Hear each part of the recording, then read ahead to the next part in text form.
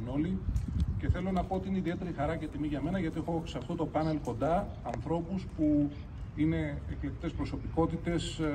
Έχω τον Υπουργό, τον καθηγητή, μην το ξεχνάμε, Χρήστο Σταϊκούρα, Υπουργός Υποδομών και Μεταφορών, αλλά και Υπουργός Οικονομίας.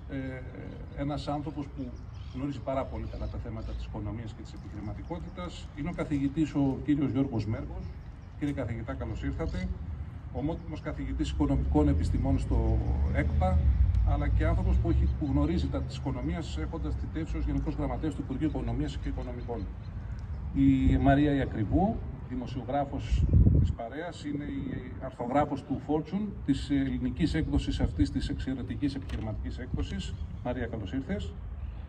Τον κύριο Λεωνίδα Φίβο Κόσκο, το ξέρετε, είναι ο πρόεδρος του Hellenic American University.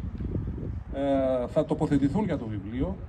Και βέβαια έχουμε και τους συγγραφείς κοντά μας, τον Θανάση Πατρόπουλο και τον Κώστο Χριστίδη, τους οποίους ευχαριστούμε, γιατί το δικό τους το βιβλίο είναι η αφορμή για να είμαστε σήμερα εδώ. Θα μου επιτρέψετε να ξεκινήσουμε γρήγορα και να δώσω το λόγο στον Υπουργό μας, τον κύριο Χρήστο.